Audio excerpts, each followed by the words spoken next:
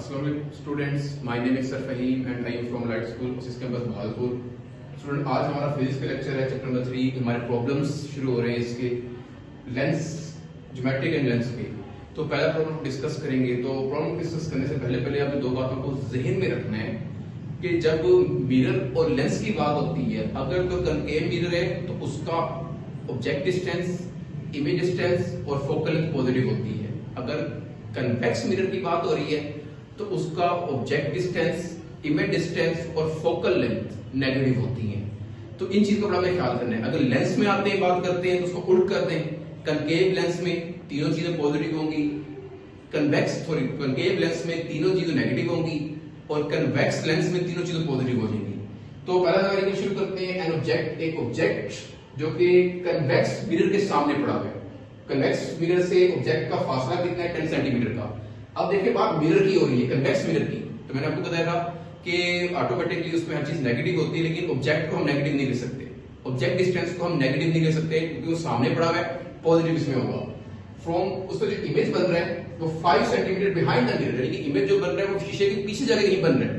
पीछे शीशा आगे की तरफ लगा हुआ है, इमेज उसके पीछे जाके बन रहा है, यानी कि इमेज जो होगा वो नेगेटिव होगा।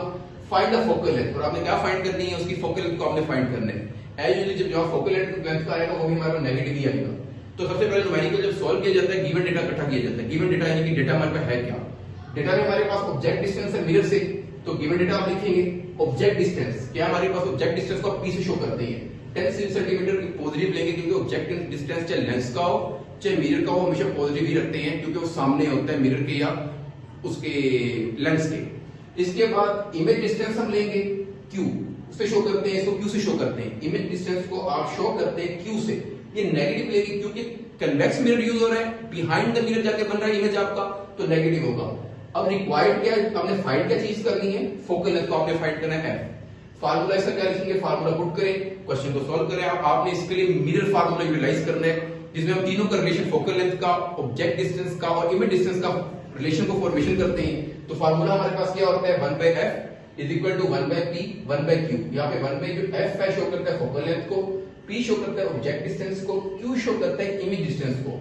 आपने 1/f वैसे ही रहेगा, p की वैल्यू पुट कर 10 प्लस वैसे ही आएगा। आपने q की वैल्यू पुट करना है -5, आपके पास आ जाएगी। 1/f वैसे का वैसे ही रहेगा, 1/10 माइनस, अब ये माइनस को प्लस से मल्टीप्लाई करें माइनस में हो जाएगा 1/5। आपने 10 और 5 का एलसीएम लेना है। यहाँ पे एक मैं थोड़ा यूनिक किस्म का एलसीएम लेने का तरीका बता रहा हूँ आप लोगों को, क्योंकि अगर कुछ वैल्यूज हमारे पास आती हैं डेसिमल में तो उसका एलसीएम लेना बहुत प्रॉब्लम होता है। तो आपने क्या करना है? एलसीएम में 10 और 5 को मल्टीप्लाई करके एज इट वैसे लिख देना है। मैं एलसीएम 10 और 5 कर रहा हूँ, देखिए मैंने 10 मल्टीप्लाई 5 लिख के वैसे के वैसे उसका एलसीएम को मैंने लिख दिया। लिखने के बाद नेक्स्ट में आप क्या करेंगे? 10 को कैंसिल करेंगे 10 से, 10 को 10 से कैंसिल करने के बाद यहाँ 5 बचेगा, 5 को मल्टीप्लाई करेंगे 1 से तो हमारे पास यहाँ 5 आ जाएगा। नेक्स्ट स्टेप में आप क्या 5 से 5 क्या होगा? कैंसिल हो जाएगा। 5 जो एलसीएम नीचे आ रहा था 5 उससे, और यहाँ न्यूमरेटर में जो 5 आ रहा था, दोनों आपस में कैंसिल हो जाएंगे। कैंसिल करने के बाद हमारे 10 बचेगा। 10 को आप आपके पास 1 से मल्टीप्लाई करें तो हमारे पास क्या आएगा? यहाँ पे 10 आ जाएगा। तो 1/f वैसे का वैसे ही रहेगा, 1/f वैसे का वैसे रहेगा। -10 में से 5 को निकालें, माइनस का 5 बचेगा। 10 को 5 से मल्टीप्लाई करें 50 हो जाएगा।